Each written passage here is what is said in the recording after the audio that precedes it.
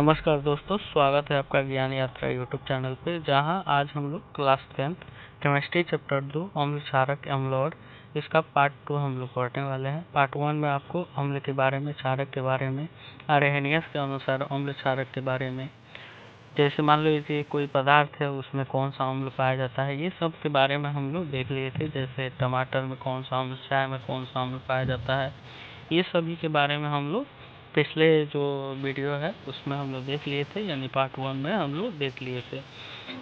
अब हम लोग समझते हैं कि सूचक क्या होता है। तो उसमें आपको सूचक के बारे में भी थोड़ा सा बताए थे, लेकिन आज हम लोग आगे सूचक के बारे में पढ़ेंगे।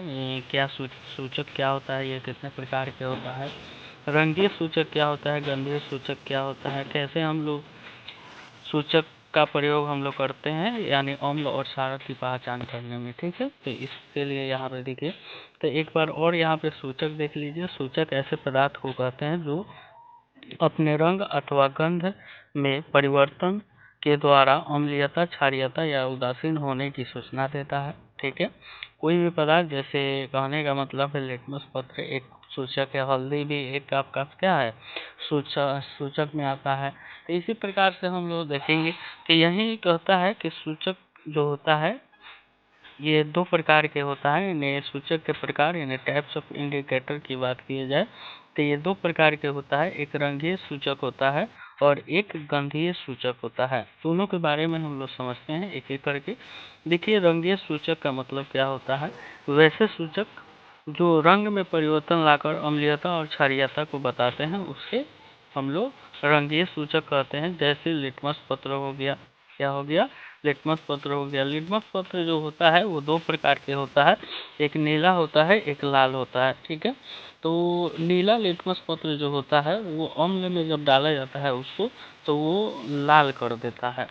नीला जो होता है उसको अम्ल में हम डालते हैं तो क्या हो जाता है, लाल हो जाता है। ठीक है, और लाल लिटमस पत्र में अगर क्षारक को डाला जाता है वो कैसा हो जाता है, नीला हो जाता है। ठीक है, तो आप इसको याद रखिएगा, क्योंकि ये बहुत ही इम्पोर्टेंट क्वेश्चन है। क्योंकि इससे हमेशा लगभग समझिए कि हर साल एक क्वेश्चन जरूर पूछ देता है कि अम्ल नीले लिटमस पत्र को क्या करता है, तो लाल करता है, और अम्ल यानी क्षारक जो होता है लाल लिटमस पत्र को क्या करता है, नीला कर देता है। ठीक है, उसके बाद हल्दी की बात की जाए तो हल्दी का रंग जो होता है वो पीला होता है। ठीक है, और अम्ल में अगर उसको डाला जाएगा, यानी कहने का मतलब हल्दी जो है अम्ल से अभिक्रिया करके कोई परिवर्तन नहीं करता है, लेकिन उसी को अगर क्षारक में डाल दिया जाएगा तो उसका कलर कैसा हो जाएगा, लाल हो जाएगा। ठीक है, तो ये आप समझ लीजिए। एक और चीज़ समझ लीजिए, ये जो लिटमस हो गया, चाहे हल्दी हो गया, चाहे यहाँ पे आपका चुकंदर है, ठीक है, तो ये सभी जो होते हैं ये प्राकृतिक सूचक होते हैं, यानी प्राकृतिक के द्वारा, यानी भगवान के द्वारा बनाए गए जो पेड़ पौधे होते हैं उनसे हम लोग इसको तैयार करते हैं। ठीक है, और कुछ जो होते हैं वो मानव निर्मित होते हैं, यानी संश्लेषित जिसको बोला जाता है, या चाहे कृत्रिम सूचक बोला जाता है। तो देखिए, दो गो कृत्रिम सूचक के बारे में हम लोग पढ़ेंगे। एक मेथिल ऑरेंज। तो मेथिल ऑरेंज का जो रंग होता है वो नारंगी होता है, और इसको जब अम्ल में हम लोग डालते हैं तो ये लाल हो जाता है। ये नारंगी मेथिल ऑरेंज का रंग है, लेकिन इसको जब हम लोग अम्ल में डालेंगे तो कैसा हो जाएगा, लाल हो जाएगा। और जब इसको क्षारक में डाला जाएगा तो वो कैसा हो जाएगा, पीला हो जाएगा। ठीक है, उसके बाद है फिनोफ्थिलीन। फिनोफ्थिलीन जो होता है ये रंगहीन होता है, इसका कोई कलर नहीं होता है। अगर इसको अम्ल में हम लोग डालेंगे तो कोई परिवर्तन नहीं होता है, और जो क्षारक में इसको हम लोग डालेंगे तो इसका रंग कैसा हो जाएगा, गुलाबी हो जाएगा। ठीक है, तो ये आप लोग याद रखिएगा। एक और हम लोग देख लेते हैं उदाहरण में, चुकंदर। तो चुकंदर जो होता है वो बैगनी होता है, अगर इसको अम्ल में हम लोग डालेंगे तो कोई परिवर्तन नहीं होगा, और क्षारक में डालेंगे तो कैसा हो जाएगा, पीला हो जाएगा। ठीक है, तो ये आपको समझ में आ गया। उसके बाद हम लोग समझते हैं कि गंधीय सूचक क्या होता है। ठीक है, गंधीय सूचक के बारे में। तो गंधीय सूचक वैसे सूचक जो गंध में परिवर्तन लाकर अम्लीयता और क्षारीयता को बताते हैं। जैसे प्याज की बात किया जाए तो प्याज को अम्ल में अगर डाला जाएगा तो उसके गंध में कोई परिवर्तन नहीं होता है, लेकिन जैसे ही क्षारक में डाला जाता है तो उसका जो गंध होता है वो क्या हो जाता है, समाप्त हो जाता है, यानी खत्म हो जाता है, उसका गंध जो होता है वो खत्म हो जाता है। ठीक है।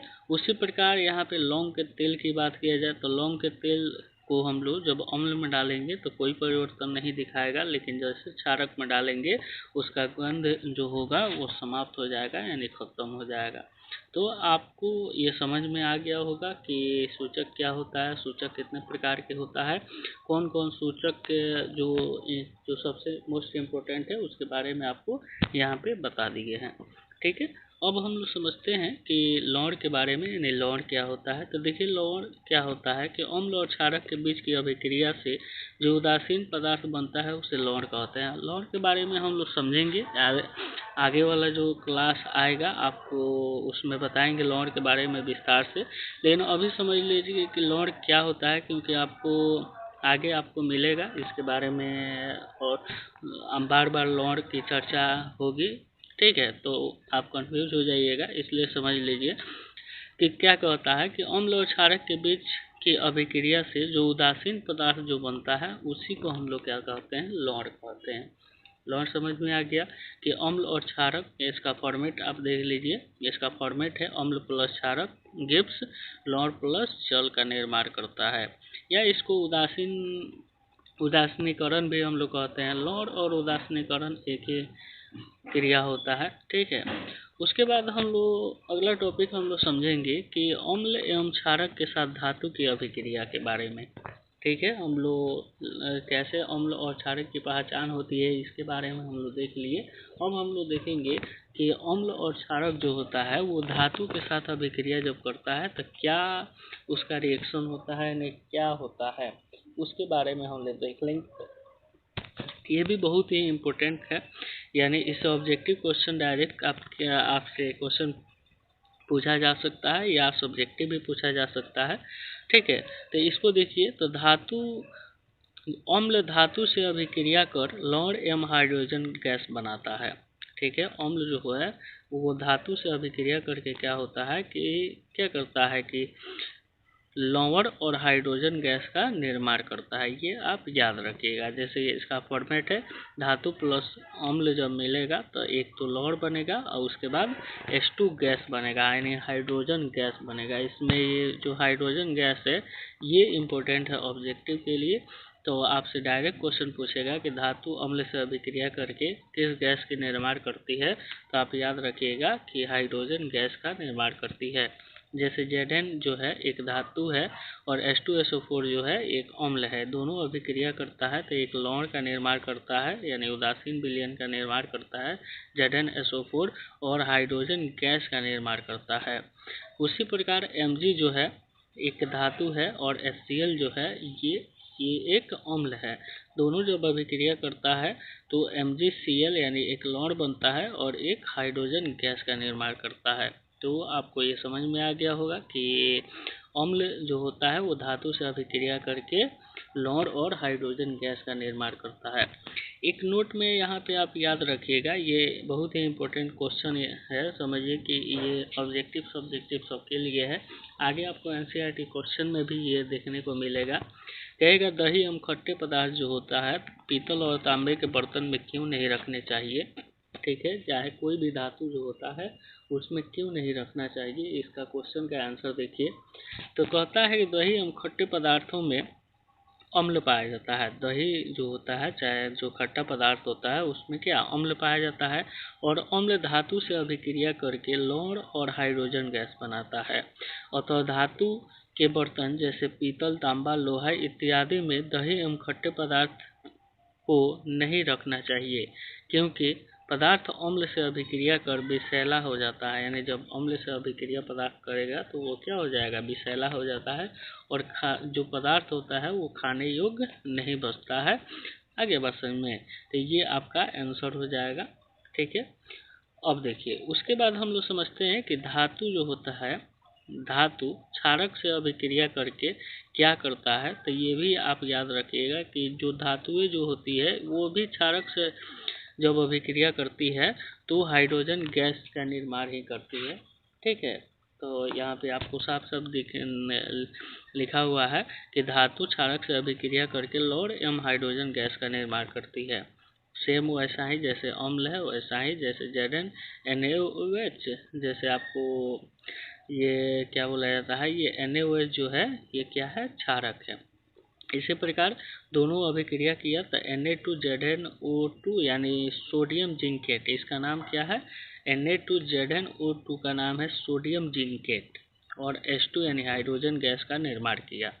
और कुछ यहाँ पे नोट जो है, इसको ये बहुत ही VVI है, बहुत ही इम्पोर्टेंट है, इसको आप देख लीजिए, इसको आप याद रखिएगा कि धात्विक ऑक्साइड की प्रकृति जो होती है वो क्षारीय होती है। यानी जो धात्विक ऑक्साइड होता है, जैसे धातु के साथ जो ऑक्सीजन होता है, जैसे CaO, Na2O, ठीक है, Fe3O4, इस प्रकार के ZnO, यानी जो धातु का ऑक्साइड होता है उसको धात्विक ऑक्साइड बोला जाता है। यानी धातु के साथ अगर ऑक्सीजन है तो उसको हम लोग धात्विक ऑक्साइड कहेंगे।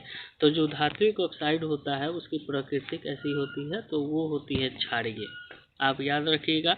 और अधात्विक ऑक्साइड की जो प्रकृति होती है वो होती है अम्लीय, ये भी याद रखिएगा। जैसे यानी CO2, SO2, ठीक है, सल्फर डाइऑक्साइड, कार्बन डाइऑक्साइड, ये सब जो होता है, यानी अधातु के जो ऑक्साइड होते हैं उसकी जो प्रकृति होती है वो कैसी होती है, क्षारीय होती है। और जो धातु की प्रकृति होती है, यानी धात्विक ऑक्साइड का प्रकृति होता है वो क्षारीय होता है। ये ऑब्जेक्टिव के लिए बेहद ही इंपॉर्टेंट है, दोनों क्वेश्चन आप याद रखिएगा। उसके बाद हम लोग बात करते हैं कि उदासीनीकरण अभिक्रिया क्या होता है। तो जैसे लौह है वे साइंस में जो उदासीनीकरण है, ठीक है, अम्ल एवं क्षारक की अभिक्रिया से लौह तथा जल बनते हैं, अर्थात दोनों एक दूसरे को उदासीन कर देते हैं, इसलिए इस अभिक्रिया को उदासीनीकरण अभिक्रिया कहा जाता है। ठीक है, आप ये चीज याद रखिएगा। ठीक है, ये उदासीनीकरण अभिक्रिया, जैसे NaOH एक क्षारक है और HCl जो है एक अम्ल है, दोनों अभिक्रिया करता है तो NaCl यानी एक लौह का निर्माण करता है, और ये H2O यानी जल का निर्माण किया है। ठीक है, तो ये चीज़ है। उसके बाद हम लोग समझते हैं कि तनुकरण क्या है। तनुकरण क्या होता है, तो देखिए तनुकरण का परिभाषा याद रखिएगा कि जल में अम्ल या क्षारक को मिलाने पर उसके सांद्रता में प्रति इकाई आयतन में कमी हो जाती है, इस प्रक्रिया को तनुकरण कहते हैं। इसका परिभाषा आप याद रखिएगा कि जल में अम्ल या क्षारक को मिलाने पर, जब जल में अम्ल और क्षारक को मिलाया जाता है तो उसके आयन सांद्रता में, ठीक है, यानी जो भी यानी आयन निकलता है, हाइड्रोजन आयन, उसके आयन सांद्रता में प्रति इकाई आयतन की कमी हो जाती है। ठीक है, इस प्रक्रिया को तनुकरण कहा जाता है। तो आपको ये चीज़ समझ में आ गया। तो आज के इस वीडियो में हम लोग रहने देते हैं, अगला वीडियो में हम लोग pH मान के बारे में, pH स्केल के बारे में हम लोग पढ़ेंगे। ठीक है, ये सब चीज़ों के बारे में हम लोग जानेंगे। तो इस वीडियो में इतना ही हम लोग रहने देते हैं।